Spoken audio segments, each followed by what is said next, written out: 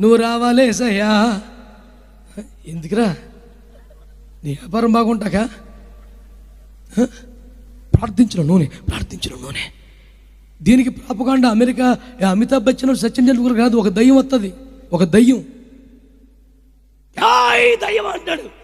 అది ప్రిపేర్ చేసిందో అప్పటికప్పుడు వచ్చింది కదా, వచ్చేది స్టేజ్ మీద కదా. అది రాగానే నేనేం చేస్తాడు, ఇది పట్టుకుంటాడు. ఇక ఏయ్ పోసేస్తాను నీ మీద అంటాడు. ఆ దయ్యం అంటాడు, అమ్మ దయ్యం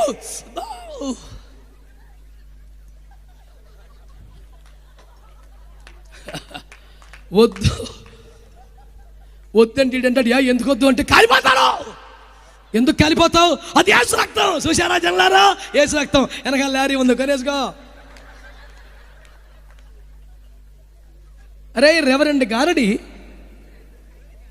ఏంట్రా రెవరెండు, దెబ్బలు పడొద్దా నీకు?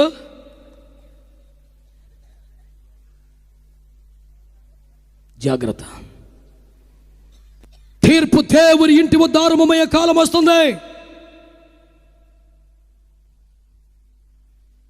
నీ యొక్క వస్త్రములో నుంచి పౌలు గారి బెల్ట్ తీసి వాడలో మేకు తగిలించాడు. మేక్కి ఈ తుఫాన్లో నడుమంగిపోయిన ఒకడు ఇలా గోడ పట్టుకొని నడుతున్నాడంట. ఆడి చేతికి తగిలేసింది బెల్టు, ఆ నడుము తినగొచ్చేసింది. హల్లెలూయా. పేతురు నీడలో ఉన్నదేమిటి? గట్టిగా. పౌలు కర్చీఫ్లో ఉన్నదేమిటి? పౌలు నడికట్లో ఉన్నదేమిటి?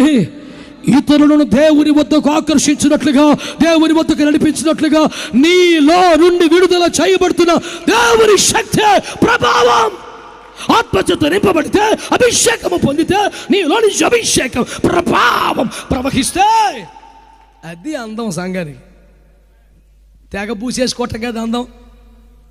మన గాజువాకలో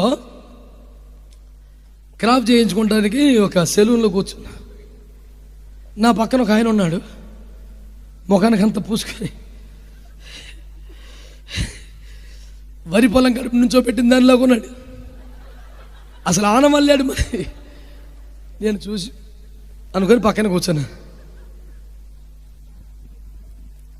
అడనే నీకు ఏమొద్దు కదా, నీకు తెలుసు కదరా, నాకు ఏమొద్దురా, మామూలుగా ఎక్కువైపోయింది, తగ్గించేసాలు అని చెప్పాను. నా స్వరమిని ఆ భక్తుడు కళ్ళ మీద వేసి చెప్పలు పెట్టుకుని ఇందులో చూశాడు. చూస్తే కనిపించా, నేను కనిపించి, తమ్ముడా వందనాలు అన్నాడు. అభి అన్నయ్య మీరే వందనాలని గుర్తుపట్టలేదన్నయ్య అంటే, ఇంకెలా ఉంటే గుర్తుపట్టలేదు తమ్ముడా, పర్లేదులే. ఏమన్నయ్య ఏంటన్నయ్య, మరి తప్పదు కదా తమ్ముడా. ఇక నేను కూడా పెద్దోడు, ఇక ఎందుకు బాధ పెట్టాలని, మీకేంటి అన్నయ్య, పెద్ద మినిస్ట్రీ అన్నయ్య, పెద్ద సేవ అన్నయ్య, టీవీ మినిస్ట్రీ కదన్నయ్య, మీకేంటి అన్నయ్య అని నేను కొంచెం ఏదో అమాయకంగా మెల్లిగా పడుతున్నాను. పెద్దోడు కదా, గట్టిగా పడకూడదని.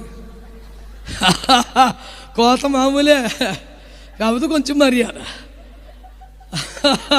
ఆయన అంటాడు, ఊరుకో తమ్ముడు, ఏంటి మినిస్ట్రీ, వీడికి 30,000 ఇస్తున్నాడు నెలకి అన్నాడు. అడిగి ఎంత ఇస్తున్నాడు నెలకి? 30,000. మరి టీవీలో కనబడాలి కదా తమ్ముడా. అయ్యబాబోయ్,